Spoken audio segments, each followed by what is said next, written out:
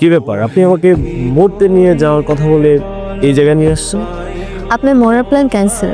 আপনাকে মরতে দেওয়া যাবে না। আপনি মরলে আমাকে এত সুন্দর সুন্দর কথা কে শোনাবে? এই সময় কথা শোনার মানুষের অভাব আছে নাকি? আর সুন্দরী মেয়েদের কথা শোনার মানুষের আরও বেশি অভাব নেই। মানুষের অভাব হয় না ঠিকই, কিন্তু ভালো মানুষের অভাব হয়। আচ্ছা, আপনার সাথে আমার আগে কেন দেখা হয়নি? আমার খুব আফসোস হয়। ফের তো সুযোগ দেননি, তাই আমার অবস্থা লাগে। দেখেন ফুলগুলো কত সুন্দর, কত ঘ্রাণ। আপনি কখন ভেবে দেখেছেন জমিল ফুলের চেয়ে সাদা ফুলের ঘ্রাণ অনেক বেশি তীব্র? এটা তো ভেবে দেখিনি। বলেন না কারণ কি? এর কারণ হলো ফুলের পরাগায়ন হয় পোকামাকড়ের মাধ্যমে।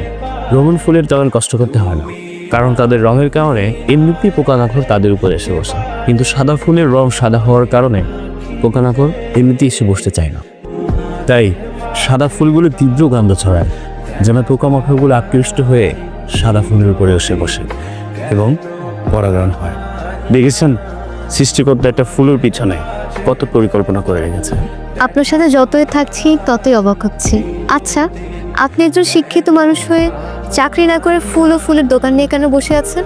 চাইলে তো আরো ভালো কিছু করতে পারেন। আমার জীবনে এত কিছু চাহিদা নেই। তাছাড়া ইট পাথরের শহর বেন্দি গাছের জীবন আমার কাছে একদম ভালো লাগে না। তাই ফুলের মাঝে থাকি আর ফুল ভালোবাসা মানুষগুলোর অপেক্ষায় বাঁচে। আপনার মনটা আসলেই ফুলের মতো নরম।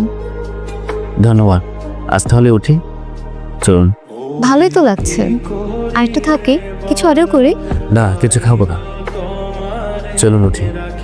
সব পূর্ণতা যদি একদিন পেয়ে যান, আমার প্রতি আর কোনো টান থাকবে না। আমার প্রতি কিছু টান জমা থাকুক। চলুন।